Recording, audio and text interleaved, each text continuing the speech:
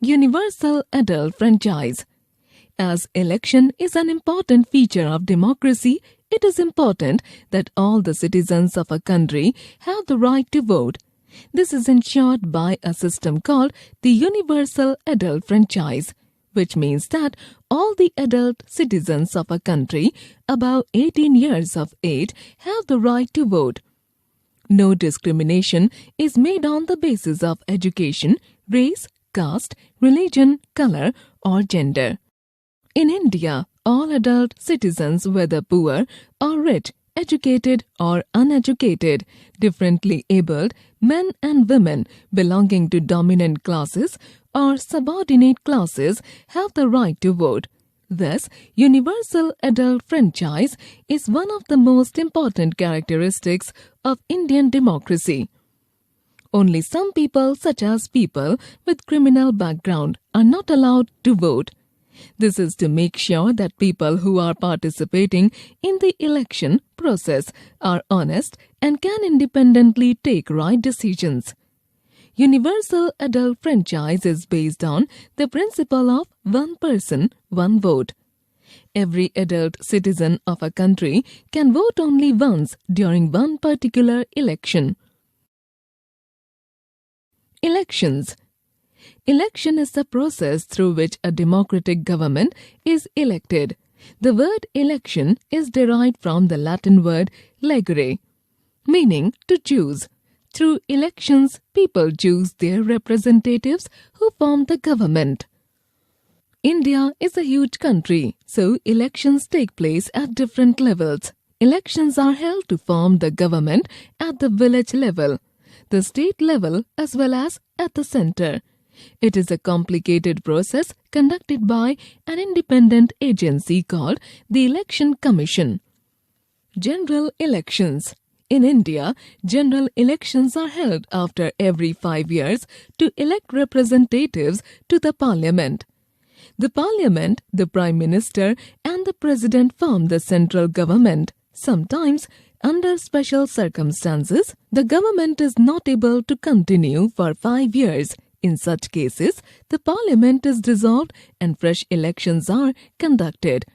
Such elections taking place before the completion of a 5-year term are called mid-term elections. Sometimes, if an elected representative dies or resigns before the completion of the 5-year term, fresh elections are held for that particular seat. Such elections are called by-elections. The Election Commission. The Election Commission is there to conduct free and fair elections in the country. It is a 3-member body headed by the Chief Election Commissioner and assisted by 2 election commissioners, who are appointed by the President of India. Political parties. A political party is an organized group of people who have common ideals and goals. Political parties can be formed on the basis of distinct political ideals or some particular interests, such as religion or region. In a democracy, political parties play a very important role. They create awareness among the people regarding various issues and problems the country is facing and helps in generating public opinion. They take part in the election process through their candidates from various constituencies. After the elections, political parties form the government. The Election Commission announces the dates of the elections and prepares the voters' list. All adult citizens of the country who are eligible to vote have their names entered in the voters' list. Each person in the voters' list has a photo identity card, which he or she carries to the polling booth to cast his or her vote. For the election process, the country is divided into small regions with approximately same number of voters called constituencies. From each constituency, one representative to the parliament is elected. For each seat of a constituency, 2 or more people called the candidates contest. A candidate getting the highest number of votes gets elected. The candidates may belong to a political party or are independent candidates who do not belong to any political party. Any candidate wanting to contest elections has to file his or her nomination papers, declaring his or her wealth and assets. The nomination papers are thoroughly checked by the returning officer, who is appointed by the Election Commission to ensure that elections take place in a smooth manner. After the Commission approves the nomination papers, a candidate starts the process of winning over the support of all the voters living in his or her constituency. This process is called campaigning. Each candidate contesting elections gets a symbol against his or her name, which is given by the Election Commission. Independent candidates also get election symbols. People can identify a candidate and his or her political party through the election symbols. In India, elections are held on the basis of the secret ballot, which means that voting is a secret process. People are expected to vote using their own judgment, and they have the right to keep their choice secret. Nobody can force a person to vote for one particular candidate. On the day of elections, people go to the polling booths to cast their votes. The returning officer and other officers are appointed by the Election Commission to ensure that polling takes place in a free and fair manner. People who want to cast their votes are required to stand in a queue. A large number of police personnel can also be seen in polling booths, so that people are allowed to vote according to their own choice and nobody can threaten them to vote for a particular candidate. In India, presently people use the electronic voting machine EVM to cast their votes. These machines display the names and election symbols of all the candidates contesting from a particular constituency, and a button is placed alongside each name. The voter's index finger is marked with indelible ink after identification, and he or she has to press the correct button to register his or her vote. Each citizen is allowed only one vote. After elections, the votes are counted and the party getting the majority forms a government. Sometimes one party does not get a majority.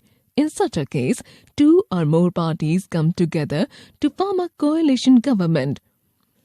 One important task of a political party is to generate public opinion. Parties use different means of communication such as television, newspapers, magazines, pamphlets to educate the people about the various important issues. Before the elections, each political party brings out an election manifesto, which clearly mentions the policies and ideals that the party believes in. It also lists the objectives of the political party, its goals, and a summary of the various measures it will take for the welfare of the people once it comes to power. The opposition. After elections, parties that are not a part of the government form the opposition. The opposition plays an important role in a democracy. It monitors the functioning of the ruling party and ensures that it does not misuse power. It does not allow the government to become dictatorial. It highlights the various challenges before the government so that public opinion can be generated. Different party systems. Countries around the world have different party systems. These are broadly categorized into one-party or single-party, two-party or bi-party or multi-party systems.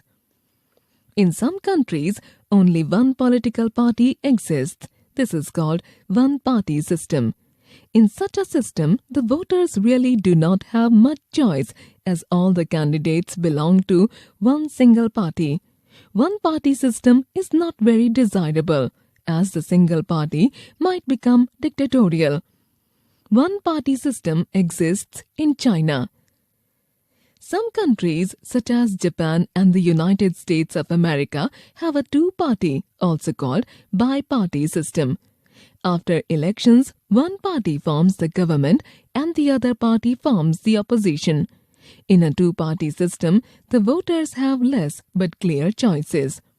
Moreover, as both the parties are aware that they can be replaced easily by each other, they work hard to look after the welfare of the people and win their support. In countries such as India, Pakistan, Canada, and Australia, there are many political parties. Voters have a wide choice and they can choose from several candidates belonging to different parties. This is called multi-party system. In such a system, while numerous political parties claim to represent the aspirations of different sections of people, the voters are often confused. Sometimes, after elections, no single party gets the majority to form a government. Two or more parties come together to form a coalition government. Political parties in India. India has a multi-party system. There are many political parties, some of which have their presence all over India. These are called national parties. Some political parties that work only at the state levels are called regional parties. The Indian National Congress, Bharatiya Janata Party, and Communist Party of India are examples of national parties.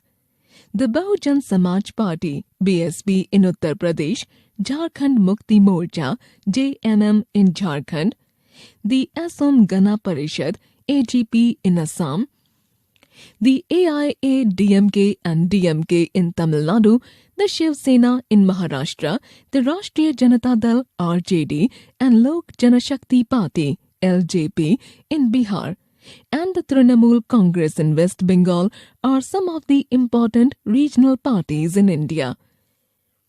In a country like India, regional parties play an important role. Formed on the basis of language, caste, and even religion, these parties reflect the aspirations of the diverse group of people living in the country. Coalition government. We have already studied that after elections, when one single party does not win majority of seats required to form a government, many different parties come together to form a coalition government. Before a coalition government is formed, all the parties forming the coalition hold a discussion to chalk out a common minimum program. For the success of a coalition government, it is important that in spite of differences, all the members of a coalition should respect the common minimum program. However, in reality, a coalition government is often caught up in the internal squabbles of its members. This greatly hampers the smooth functioning of the government.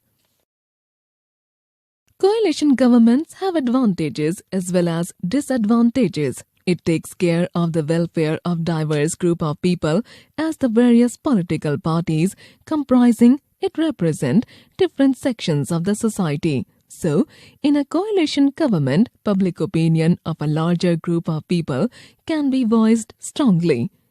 However, coalition governments sometimes become weak and indecisive, as often conflict of interests among the various member parties occurs. Instead of concentrating on the governance, the ruling party spends more time in appeasing the unhappy members. In such cases, governance takes